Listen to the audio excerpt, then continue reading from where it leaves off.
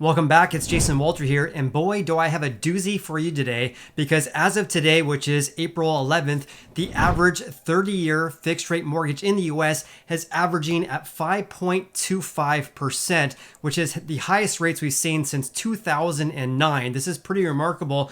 I'm going to be sharing some stats with you guys to share how home buyer demand may be decreasing because of this. So if you get any value out of this video whatsoever, then please hit the like button. I greatly appreciate that.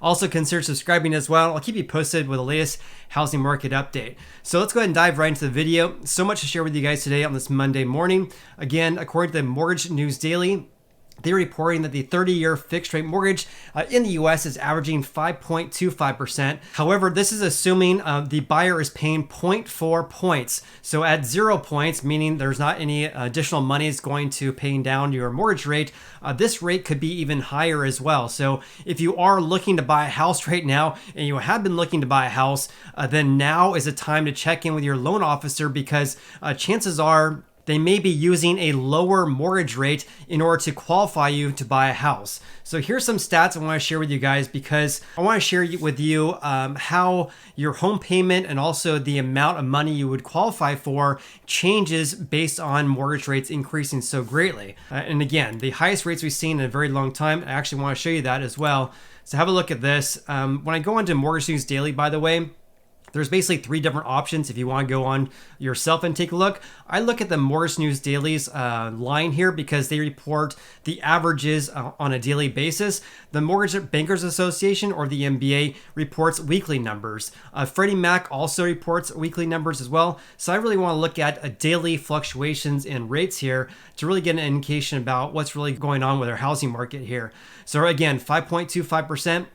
Back in August, we reached 2.75% approximately. So we're almost double the rates we've had since August, which is absolutely insane.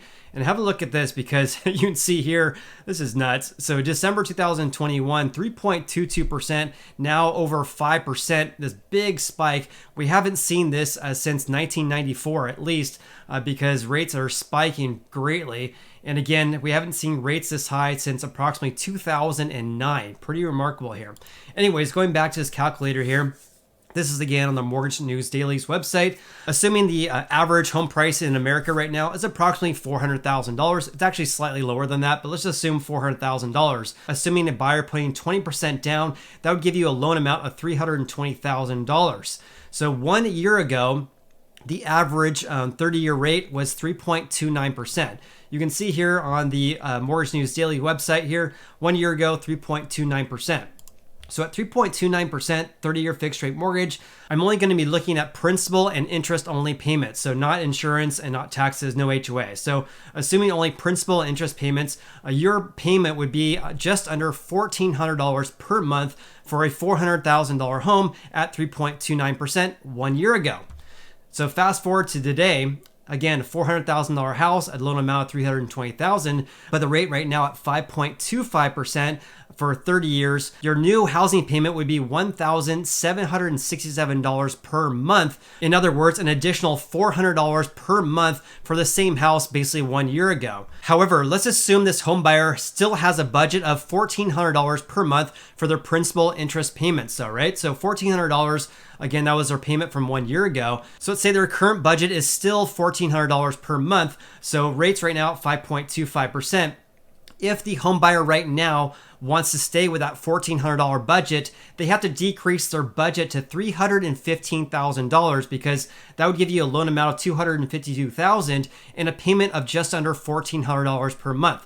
So the real difference here is that when you're looking at the averages from 1 year ago, again, $1,400. If you want that same payment today, given that mortgage rates have been increasing greatly, you need to decrease your budget from $400,000 down to $315,000. Of course, the challenge though is that home prices have increased in the range of 15 to 20% in 1 year though. So their buyers basically have two options, right? They can move to a more affordable area where they can afford a $315,000 house, because maybe they're looking in a neighborhood where home prices start at $400,000 and they're simply getting priced out because mortgage rates have been increasing. Option number two, of course, is they quit. They throw in the towel and they stop their home purchase because they simply can no longer afford to buy a house. However, in markets that are more expensive than the $400,000 median price home, such as like in California, for example, where a median sold price as of February 2022, according to the California Association of Realtors, was $771,000. Compared to 1 year ago, it was $700,000. So have a look at this, because if you plug in that number of $771,000, again, assuming a 20% down payment, that would give you a loan amount of $617,000. So 1 year ago, when rates were 3.29%, your payment for principal and interest only would be $2,697 per month. However, look at this though. When the rate increases to 5.25%, again, assuming the same loan amount, your payment is now $3,405 per month. In other words, an increase of $700 per month just because mortgage rates have increased to 5.25%. So in other words, it's my personal opinion that a lot of home buyers are going to be throwing in the towel because mortgage rates have increased so much. And for those home buyers who have not locked in your mortgage rates, and by the way, you can't lock in your mortgage rates until you have an accepted offer from the home seller, you're going to be seeing a lot of home buyers potentially, in my opinion, we're going to be seeing a lot more home buyers backing out because they're simply seeing that home prices have increased in the range of 15 to 20%, and that causes their purchasing power to decrease, and that could cause a lot of home buyers to throw in the towel. So part of the reason why mortgage rates have been spiking is because the yield on the 10-year US Treasury note has been spiking as well. So as of today, which is again April 11th, the average is 2.777%. This is the highest yield we've seen on the US Treasury since December 2018. Pretty remarkable to see that the yield has increased so much, because back in June 2020, it was 0.68%. Now we're at 2.77%, which is just mind-blowing in the bond market.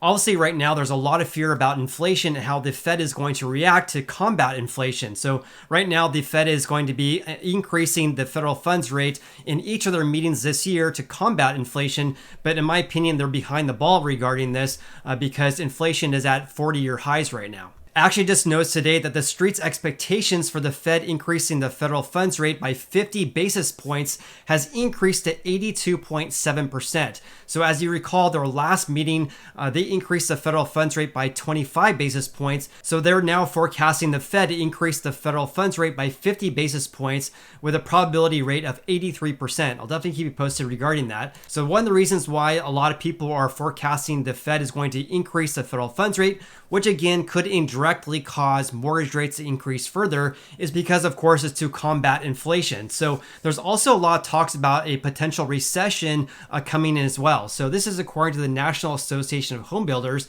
and they stated the following in this report dated April 8th of this year. Rising mortgage interest rates spurred by expected significant tightening of monetary policy by the Federal Reserve will aggravate housing affordability challenges in 2022. This is particularly the case for prospective first-time homebuyers who face higher costs and elevated home prices. As you guys saw in my report there, or my calculations there, that's an increase of $400 per month for the median price home in the US. And this is, of course, is more attractive to first-time home buyers looking to buy a home in the lower range of the market and not buying $1 million home, of course. It goes on to say in this report the following: higher inflation and business costs combined with increasing interest rates, tightened monetary policy, and waning fiscal stimulus will slow overall economic growth in 2022. While most forecasters, including the National Association of Home Builders, do not predict a recession during 2022, here's the key words here: the risk of a recession next year is rising. The Fed's intended aggressive policy path for higher rates, that's the federal funds rate, would guarantee an economic slowdown and risk an outright recession in 2023. To engineer a soft landing, tightened monetary policy would be complemented with fiscal and regulatory policy that helps ease the economy's myriad supply-side challenges.